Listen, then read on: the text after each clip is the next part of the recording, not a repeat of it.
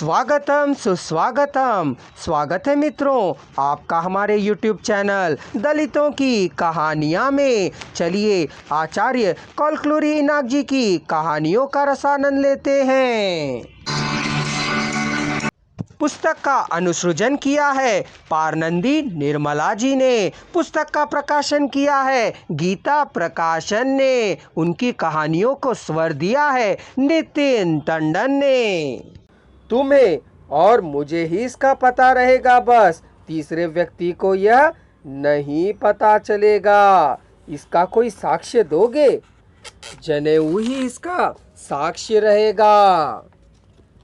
Urinals दुर्गंधमय है, पानी नहीं है वहाँ। दुर्गंध को सहन नहीं किया जा सकता है। ओबेलेसु ने नाक बंद कर ली। शास्त्री ने नाक बंद की। उसने शर्ट खोला। दुर्गंध भरा था।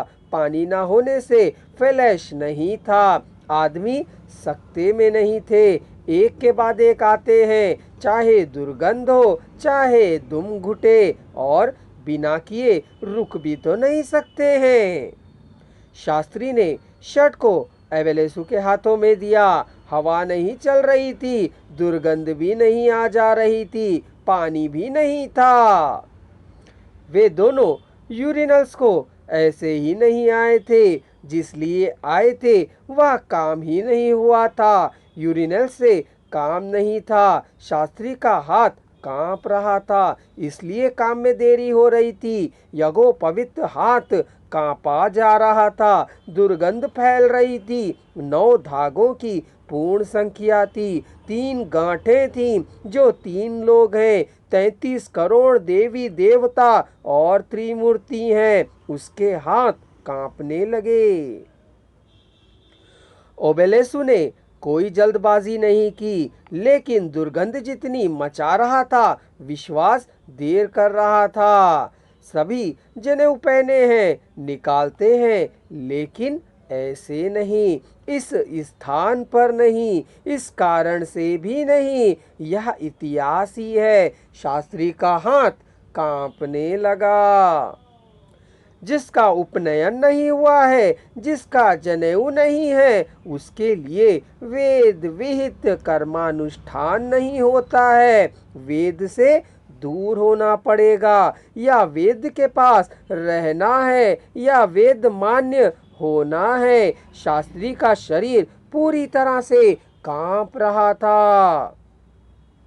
जनेऊ को गिरवी रखकर, फिर धागे को बाजार में मिलने वाले हर तरह के धागे को लाकर उससे जनेऊ बनाना क्या भाग्य फूटे हैं?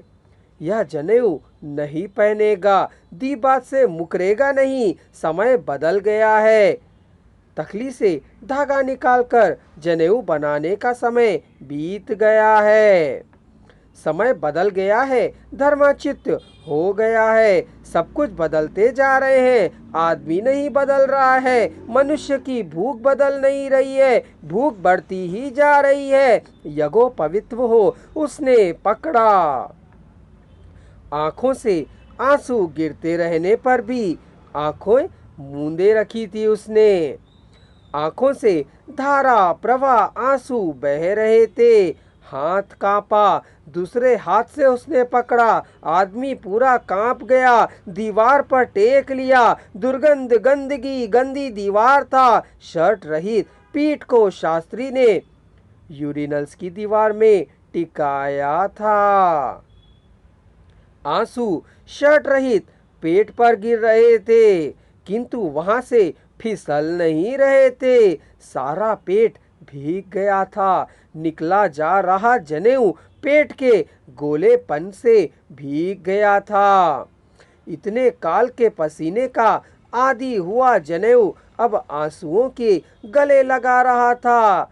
सारे पेट में लगा, लिपटा रहा, अपनी जन्मभूमि से विदाई ले रहा था। इतने समय तक सिर में लगाए फूल की तरह, पूजा के कमरे में अगरबत्ती की तरह, धूप की तरह, पेट के द्वारा फहराए जाने वाले झंडे की तरह रहने वाले जनेऊ ने अपने अस्तित्व को बदल लेने का प्रयत्न करने लगा।